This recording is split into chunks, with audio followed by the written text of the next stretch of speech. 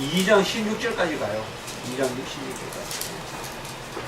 2장 16절까지. 그러니까 크게 본다면 1장 18절부터 한 2장 16절까지는 모든 사람에게 하나님이 법을 시비어 주시고 일반적으로 하나님을 알게 하셨다는 거예요. 그래서 가장 중요한 구절 중에 하나가 20절이라고 볼 수 있어요. 20절에 그의 영원하신 능력과 신성이 만물에 분명히 보여 알려졌나니 이것은 일반 은총 혹은 일반 계시 누구라도 알게 해주셨어요. 그리고 19절에도 보면 하나님을 알만한 것이 그들 속에 있습니다. 이런 것들이 다 일반 계시에 이런 걸 이야기합니다. 그런데 알만하게 하셨는데 21절에 보면 하나님을 알되 영화롭게도 하지 아니하고 감사하지도 아니하고 마음이 허망하여 지고 미련해지고 그 다음에 23절에 보면 우상으로 바꾸고 너무나 중요한 구절이에요.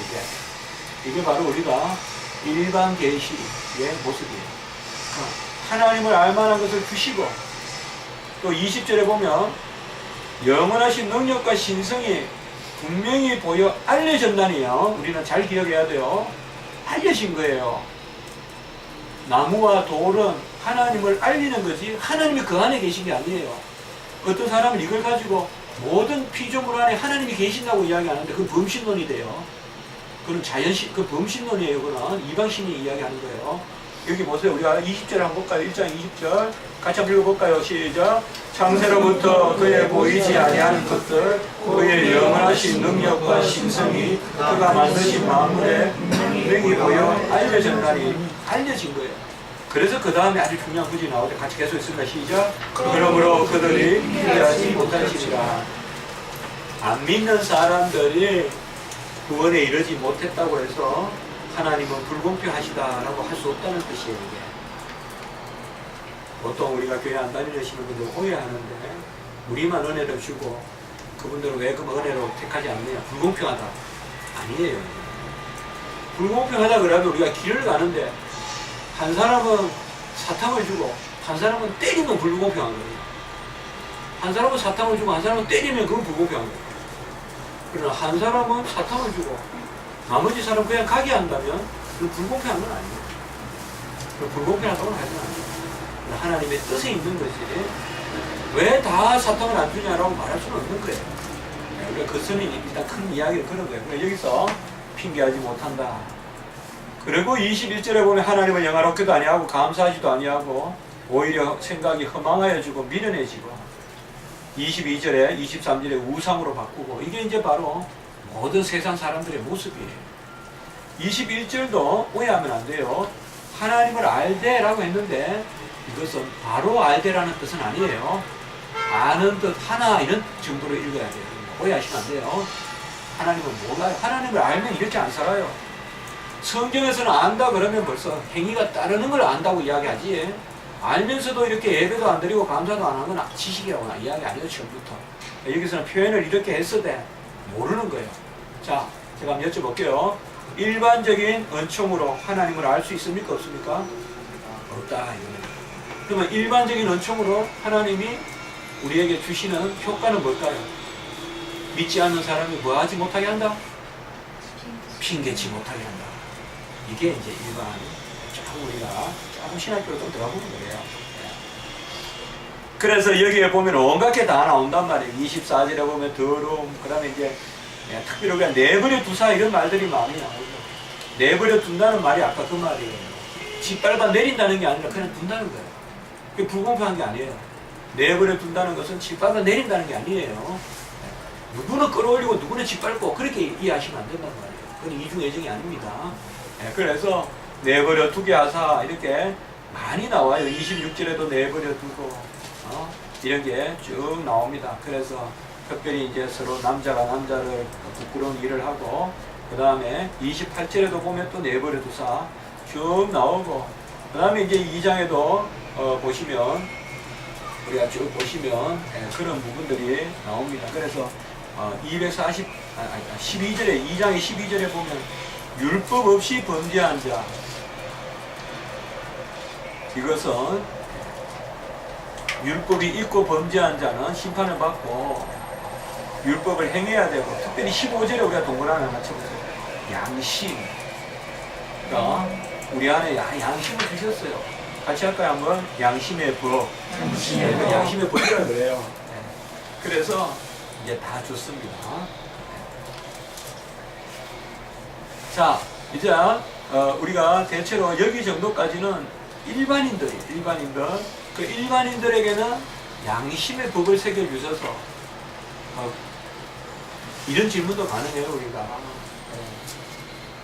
태계 이하면 그럼 어떻게 되는 겁니까? 이렇게 했는데 천국 갑니까? 어쩝니까? 마땅히 못 가죠. 태계 이하. 그 태계 이하면 뭐 잘못했습니까? 근데 이렇게 자꾸 이수지는 또 어떻게 됩니까? 그러니까 이제 자꾸 묻죠. 물으면 우리가 기본적으로 자꾸 이제 불공평하다는 전제하에 묻는 거예요, 지금. 근데 이수지는 내버려 두신 거예요, 거의 하나님이. 내버려 두신 거예요.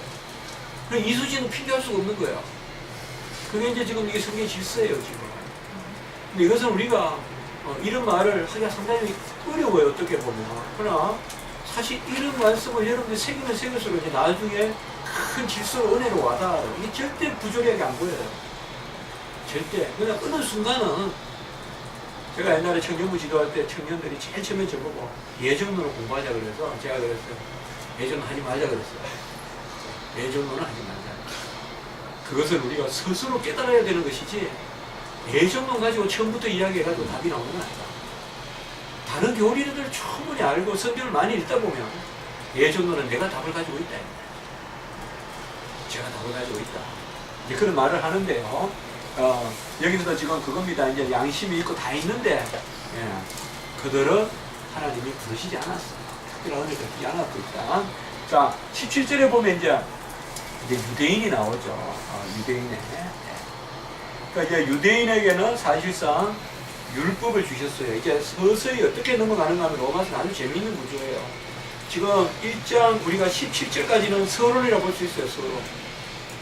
근데 서론에서 뭐냐? 복음을 크게 정리해 놨어요. 지금 하나님의 의, 믿음, 그리스도 크게 정리해 놓고 그 다음에는 이제 최고 먼 데부터 서서히 들어오는 거예요. 최고 먼 데가 뭘까요? 바로 이방인들이죠. 법이 없는 사람들. 그 다음에는 이제 율법을 받은 사람. 근데 율법을 받은 사람. 그 다음에 복음 이렇게 가는 거죠. 그러니까 세 단계로 지금 가고 있어요. 제일 첫 단계는 뭔가 하면 법이 없는 사람이에요. 처음부터. 이방인. 그게 이제 아까 우리가 이야기했던 주로 18절에서 2장 16, 1장 18절에서 2장 16절까지는 법이 없는 모든 사람들. 그 중에서 특별히 17절부터 이제는 거의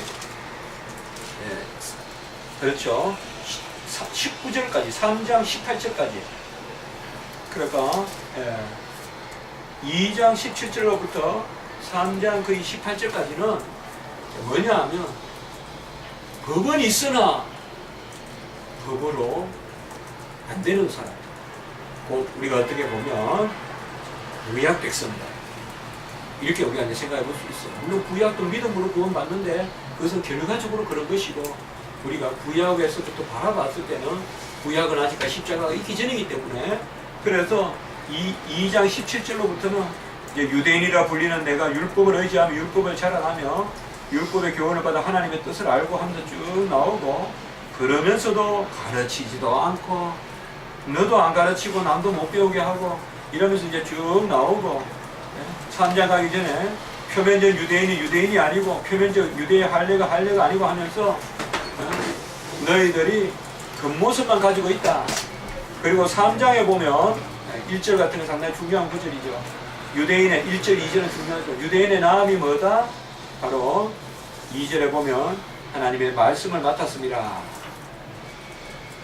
그래서 이제 유대인으로 쭉 이야기하고 3장 9절에 보면 특별히 유대인이나 헬라인이나 다 지 아래 있다. 결국은 사실 은밀히 하면 우리가 3장 한 8절까지 할 수 있지만 그래도 너무 그래 나눌 필요 없고 결국은 19절까지는 이제 그렇게 3장 18절까지 그렇게 나와요. 이제 로마서 구조가 상당히 정교한 구조다. 처음에는 아예 법이 없는 사람들, 그 다음에 법이 있지만은 제대로 안 지키는 사람들. 그리고 이제 19절로부터 이제 바로 믿음의 의에 대해서 우리가 말씀하고 있는 것을 볼 수가 있습니다. 그래서 특별히 우리가 그 1장의 17절, 16절을 상당히 그 복음에 대한 중요한 것으로 여기는데, 어떻게 보면 우리는 복음이라면 앞으로 로마서 1장 1절부터 17절이 다 복음이다 이렇게 생각하는 게 가장 답이에요. 보통 우리는 루터의 종교개혁 이런 거 이야기하면서 주로 1장 17절 혹은 16절, 17절 이렇게만 이야기하기 쉬운데, 이제 우리가 앞으로 생각할 때 복음이라면 1장 1절에서 17절이다. 그리고 이제 중간 단계를 설명해주고 이 복음을 다시 설명하는 거예요. 그 먼저 딱 운을 떼고 정의해놓고 복음을 설명하는 것이 3장 19절로부터 이제 시작되는 거예요. 이게 이제 3장 19절로부터 이제 복음이 시작되는 거죠. 복음이 뭔지. 그러면서 제가 성경 가진 데는 보면 타이틀이 뭐로 되어 있습니까? 여러분 혹시 성경에 3장 19절에 그 위에, 이것도 뭐 성경의 타이틀은 아니지만 여러분 성경에 어떻게 되어 있죠? 하나님의, 혹시 제 성경에 여기 보면 하나님의 의 이렇게 적어놨거든요. 하나님의 의. 그래서 아까 이제 말씀을 드렸죠. 다시 한번 우리가 자 1장 17절까지 복음이다. 이걸 한번 다시 그려보면 복음은 바로 그리스도에 관한 소식이다. 그리스도의 신성, 인성 이야기하고 그리스도를 믿음으로 구원에 이른다. 그 그리스도를 믿을 때 무슨 작용을 하느냐? 하나님의 의가 작용한다. 이게 하나님의 의라는 게 상당히 중요하단 말이에요.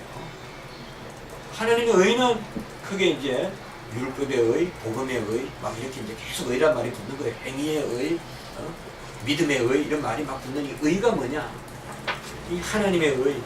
그게 이제 3장 19절로부터 나옵니다. 그래서 율법에 대한 이야기하고 20절에 보면 율법의 행위로 율법은 죄를 깨닫고, 21절에 보면 율법에 한 의가 나왔다라고 했더니 우리가 21절에 보면 율법 외에 한 의라 했으니 20절에 율법의 의라고 쓸 수 있겠죠. 율법의 의도 한 의로 보는 거잖아요, 분명히. 그렇죠. 21절에 또 다른 의가 나왔다 했으니까. 그러면 우리가 3장 20절은 율법의 행위로 그의 앞에 의롭다 하시고 율법을 지킴으로 의롭다 함을 얻음. 이것이 바로 율법의 의예요. 율법의 의는 나쁜 게 아니에요. 지켜서 구원에 이른다는 하나님의 언약 백성에게 주신 약속이에요. 네가 말 들으면 밥을 줄게. 이게 어떻게 지어줍니까? 네가 약속을 잘 지키면 밥을 줄게. 이게 어떻게 지어주냔 말이에요. 약속을 안 지키는 게 저주지. 같이 합니다. 법이 저주가 아니라 죄가 저주다. 죄가 저주죠. 율법을 다 지키면 영생 줄게. 그러니까 율법은 엄청 어려운 거다 생각하니까 그렇지만 처음으로 돌아가 보자고요. 결국 누가 어려운 길을 만들었는지 보자고요. 처음에는 선과 악을 알게 하는 실과만 안 따먹어도 됐잖아요. 그게 뭐가 어려워요? 하나님은 절대 어렵게 시작하시는 분이 아니에요. 우리가 죄로 말미암아 자꾸 파국을 초래하는 거예요. 자꾸 죄로 말미암아 어려운 길로 가는 거예요. 우리는 쉬운 길을 자꾸 어렵게 만드는 거예요. 우리가. 그러니까 저주의 근원이 우리에게 있어요. 항상 우리 신앙에 보면 우리가 죄를 짓지만 내가 짓는다. 그래서 바로 여기도 부분이야. 우리가 율법의 의라는 게 나쁜 게 아니라 지금 타락한 우리가 봤을 때는 율법의 의로는 구원에 못 이르니까 율법은 무서운 게 돼 있지만 그것은 우리가 그렇게 초래한 것이지 율법이 그런 것은 아니다. 그래서 율법의 행위로 하고 그 다음에 21절에 율법에 한 의가 있는데 그 의는 율법과 선지자들의 증거를 받은 것이라고 했어요. 21절. 이게 상당히 중요한 구절이에요. 이 말은 율법 복음이 따로 가는 게 아니라 이 말이에요. 율법과 선지자의 증거를 받았다는 것은 복음은 율법의 완성이라는 거예요. 사실 율법의 완성이다. 자, 그래서 그 밑에 22절에 보면 그리스도를 믿음으로 말미암아 모든 믿는 자에게 미치는 하나님의 의인이 차별이 없느니라. 믿음으로 말미암아 미치는 하나님의 의. 여기에서 사실상 그리스도를 믿음으로 미치는 의, 하나님의 의. 이걸 우리가 이제 복음이라 부르지만은 사실상 여기에서는 그것이 복음이라고는 말하지 않아. 사실 그리스도의 의인 거예요, 이게. 그래서 엄밀히 말하면 율법이 있고 그리스도의 의의 전가가 있어. 복음은 이 두 가지를 다 이야기해 주는 게 복음이에요. 엄밀히 말하면. 엄밀히 말하면 복음은 율법 폐지가 아니라 율법을 이루는 게 복음이에요. 누가? 그리스도. 그러니까 율법이 따로 있고 복음의 시대가 있고 이거는 전적으로 오해예요. 이거 세대주의라고 하는 거예요. 우리 개혁주의가 자꾸 이런 데 빠져 있어요. 율법 시대는 갔고 복음 시대가 왔다. 이러면 왜 우리가 율법 지켜야 돼? 이러니까 개혁주의의 삶이 없어지는 거죠. 그게 아니라 우리가 다 지킬 수 없는데 율법을 그리스도가 지키고 이제 우리가 그 율법을 즐거워하고 지킨 백성으로 만들어 주셨다. 이렇게 우리가 복음을 이야기해야 돼. 그래 해보세요. 율법을 다 이루었다 하시면 율법 폐지가 아니라 율법을 지킬 백성을 만드셨다는 뜻이다. 율법을 지킬 백성을 만드셨다. 네, 그게 바로 율법을 다 이뤘다는 뜻이에요. 율법은 언제나 동일해요. 그걸 옛날에 못 지켰어요. 이제는 그리스도가 이 땅에 오셔서 다 율법의 의를 이루셨기 때문에 우리는 그 율법을 지킬 수 있는 백성의 자리에 세우신 거예요. 뭐로? 그의 의로, 그의 은혜로 말미암아. 그래서 은혜로 넣지 못함이 없다고 이야기해야 돼요. 지금 우리 청년 여러분들이나 저나 해마다 생각할 것은 무슨 계명이든지 우리가 지킬 수 있다라고 이야기해야 돼요. 다만 그리스도의 은혜로. 무슨 계명이든지 포기하면 안 돼요. 우리가. 나는 이거 못 지켜. 난 이거 죽어도 못 지켜. 그런 계명은 없다 이 말이에요. 그건 처음부터 나는 다른 건 지킬 수 있다는 오만을 뜻하는 거예요. 나는 이거는 못 지켜. 이것은 다른 것은 내가 지킬 수 있다는 내 교만을 뜻하는 거예요. 여러분, 우리가 한 계명이라도 안 걸려 넘어지고 지킬 거 있겠어요? 우리는 꼭 어려운 계명만 못 지킨다 하지만 다 지킬 수 있습니까, 여러분들? 생각해 보시라고요. 한 계명도 은혜가 아니고서는 못 지켜요, 우리가. 실족해요. 거짓말 안 하는 거 할 수 있겠어요, 여러분들? 입만 다물면 되지. 그거 뭐 어려워? 되겠어요? 그거 쉬워요? 안 돼요. 그럼 입으로만 하는 게 거짓말일까요? 마음으로 속이는 것도 뭐예요? 또 다른 사람만 속이는 게 거짓말일까요? 내 자신을 속이는 것도 뭐예요? 내가 이거 열심히 해볼게. 나 이거 사람들한테 나 친절하게 살기로 했어. 그래 놓고 하지도 않고는 한 척하고 이거 다 속이는 거잖아요. 그렇게 보면 사실상 자, 우리가 여기서 하는 생각할 것은 가장 중요한 거예요. 이게 이제 사실 이게 제가 가장 많이 이야기하는 거고 이게 제가 말하는 개혁신학이에요. 이게. 그러니까 조금 오해가 많다는 거 우리가. 그래서 율법과 복음이라고 하지 말고 율법과 뭐라 하자?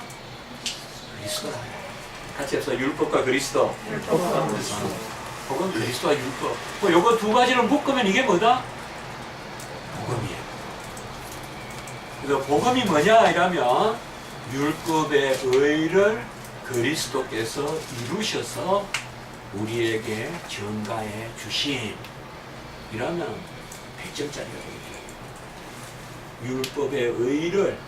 율법의 의를 폐지하는 게 아니에요.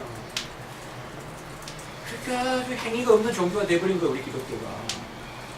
율법의 의를 그리스도께서 다 이루셔서 우리의 지금 나오는 이야기가 계속 그 이야기예요. 화목제물로 세우시고 의로움을 나타내시고 그리고 27절에 보시면 무슨 법으로냐 행위로냐 오직 뭐의 법이다? 믿음의 법이다. 행위가 아니에요. 그러나 행위 무용론이 아니에요. 이거 아셔야 돼요. 행위가 아니라고 하니까 행위가 없는 게 아니에요. 주님이 대신 행위해 주신 거예요. 주님은 행위의 법을 지킨 거예요. 행위의 법을 폐지한 게 아니라 주님은 행위의 법을 지켜서 우리를 행위 가운데 이르게 하신다 이 말이죠.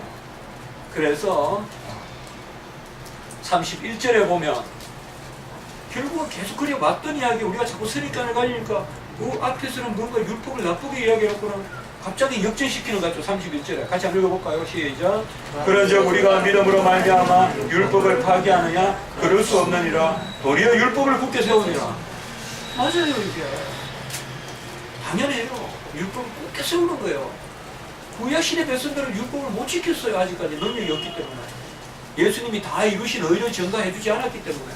그러나 우리는 이제 그 의를 전가받았기 때문에 율법을 오히려 굳게 세우는 거예요. 우리가 일상적으로 날마다 삶을 살아갈 때도 더욱 옛날보다 더 구약 백성보다 더 율법을 묵상해야 돼요. 우리는. 율법을 묵상하는 게 그 복음이 돼야 돼요. 우리는. 율법주의가 아니에요. 율법주의가 아니란 말이에요. 율법주의는 복음이 없이 율법을 이야기하는 거예요. 율법 폐지주의는 율법을 폐지시키고 복음만 이야기하는 거예요. 그래서 율법과 그리스도 이게 맞거든요. 이건 이제 초대교회에서는 우리가 그리스도는 하나님 말씀이니까 로고스라 그러고 율법은 노모스라 그래요. 저번에 우리 산지주지 할 때도 좀 했었는데 같이 한번 해볼까요? 로고스와 노모스. 로고스는 그리스도고 노모스란 말이 영어도 있잖아요. 놈이라면 규범이잖아요. 율법이에요. 자, 그래서 사실상 루터가 종교개혁할 때 로마서 1장 16절 17절이라고 이야기하지만 사실상 루터가 종교개혁한 구절이 로마서 3장 22절에서 24절 이 구절을 가지고 종교개혁한 거예요. 사실상 이 구절을 더 중요하게. 근데 결국 불기되는 게 아니죠. 아까 제가 설명드렸죠. 로마서 1장 1절에서 17절이 여기 와서 비로소 설명되기 시작하는 거 이제. 그래서 이제 우리는 로마서 1장 1절과 17절을 전부 복음으로 이루었다. 그 복음을 위하여 사도 됐나? 택감 받고 부름 받았나? 그게 사도 바울의 자기 소개죠. 얼마나 훌륭한 소개예요.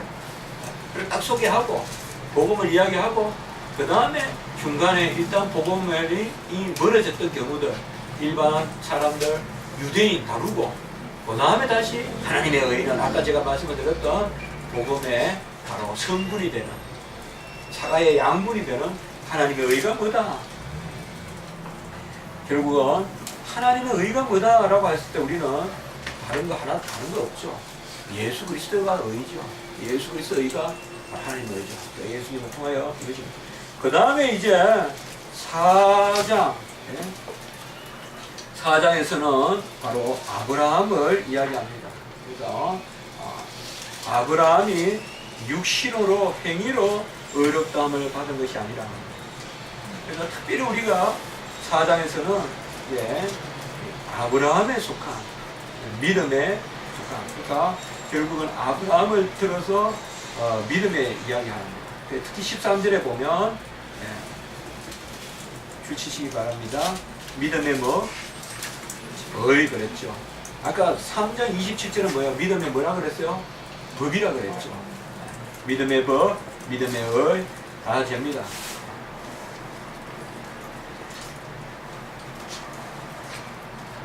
(14절) 16절도 마찬가지로 율법을 나쁘게 읽으라는 게 아니에요. 이런 구절을 이해하면서 율법을 자꾸 나쁘게 적용하는데 그건 정말 기독교가 아니에요. 그거는 율법에 속한 자들이 상속자이면 믿음은 헛것이 되고 약속은 파기되었느니라. 율법은 진노를 이루게 하나니 율법이 얻는 것에는 범법도 얻느니라 라고 했다고 해서 율법이 마치 범법을 가져온다. 그거는 정말 이거는 잘못된 해석이에요. 율법은 우리의 범법함을 깨닫게 하는 거예요. 율법으로 말미암아 죄를 알게 하는 거죠. 그래서 그 율법은 우리를 깨닫게 하되 그것이 안 되기 때문에 예수 그리스도의 의로 구원을 받는다. 이렇게 우리가 되는 것입니다. 그래서 특별히 로마서 4장은 바로 그 부분을 이야기하는 거예요. 이제 이 의가 아브라함의 언약 가운데서 이 복음이 구약시대 때 증거됐다 이 말이죠. 그래서 믿음의 법, 믿음의 의 이것이 아브라함의 언약이다. 특별히 4장 6절이 중요해요. 같이 한번 읽어봅시다. 4장 6절 시작. 이런 것이 없이 하나님께 의로 여기심을 받는 사람의 복. 거기에 의의 증거라고 적었어요. 이게 의의 증거잖아요.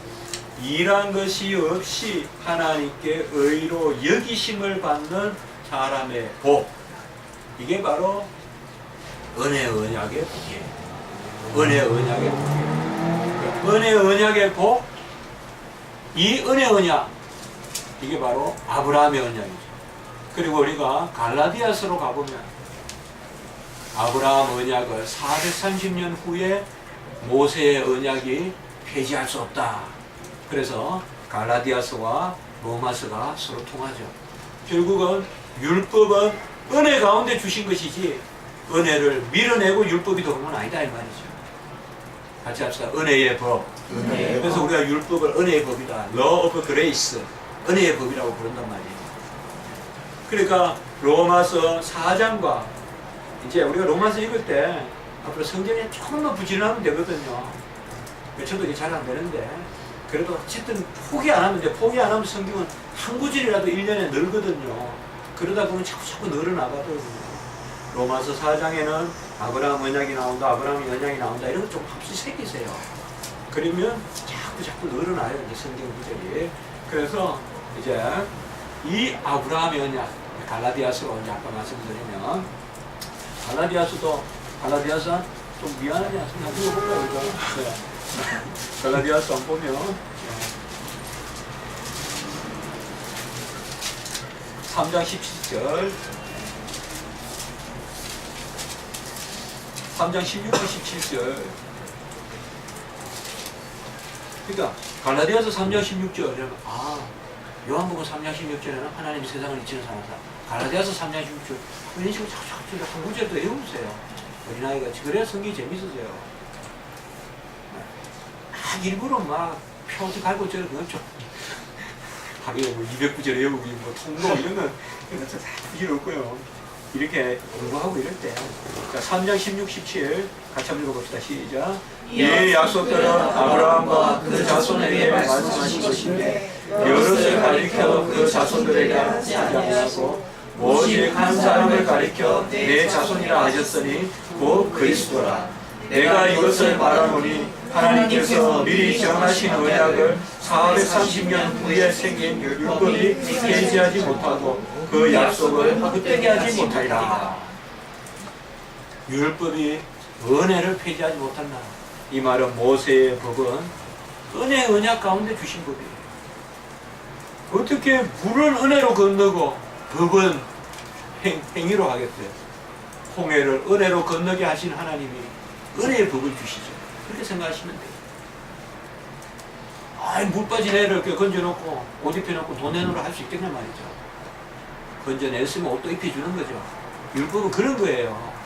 생명 살려주고 모양 갖춰주는 거예요. 그게 율법이에요. 딱 그렇게 생각하세요. 이제 생명이 있으니까 좀 제대로 살아야 될 거 아니에요. 인간답게. 그게 율법이에요. 모세에게 그걸 약속했어요. 드러내면 이 땅에서 나를 섬기리라. 그렇게 3장 출애굽기 3장에 약속하니까 모세가 들어간 거예요. 그러면 하나님 내가 끄집어낼 테니까 내가 리드해 볼 테니까 하나님 책임지십시오. 나 이 미개한 민족 나 자신 없습니다. 그래 걷지 말고 다 데리고 나와. 그 출애굽기 3장에서 이야기한 거예요. 네가 데리고 3장 12절이니까 데리고 나오기만 하면 내가 그러니까 출애굽기 안 보세요. 이런 것들 다 중요해요. 출애굽기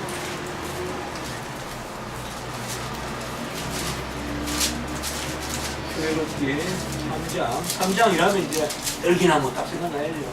그 다음에 여호와를 계시하고 나는 스스로 있는 자를 살아. 자 12절 한번 보세요. 여기 이제 임마누엘인데요. 자, 모세가 이제 지금 이 콘텍스트가 뭔가 안 들어가려는 거예요. 지금 모세가 못 들어가겠다. 지금 막 버티는 건데 3장 12절 한번 읽어봅시다. 출애굽기 시작. 하나님이 이르시되 내가 반드시 너와 함께 있으리라. 내가 그 백성을 애굽에서 인도하여 낸 후에 너희가 이 산에서 하나님을 섬기리니 이것이 내가 너를 보낸 증거니라. 뭐 이 산에서 섬긴다. 이게 호렙산이잖아 지금. 이 산에서 섬기리니 이것이 증거다. 그 뭐예요? 뭐가 증거란 말이에요? 무슨 뭐 다른 것도 아니고. 이 산에서 섬긴다는 게 뭘까요? 율법을 주시겠다. 율법. 한마디로 하나님의 거룩한 법의 백성을 만들겠다. 곧 아까 로마서 3장 1절 2절 중요하다고 그랬죠. 이스라엘 백성의 특권이 많은데 그 3장 2절에 하나님의 말씀 유대인의 나음이 어디 있느냐? 3장 2절에 뭐다 그랬어요? 하나님의 뭐를 맡았다? 말씀을 맡았음이라. 이제 성경 말씀 연결된다. 그러니까 모세가 제가 봤을 때 모세가 그래도 한 보세요. 모세가 제가 설교 때 제가 잠깐 말씀을 드렸는데 모세는 어머니 교육을 받잖아요. 모태 교육을 받잖아요. 애굽의 궁정에 그 항실 교육도 받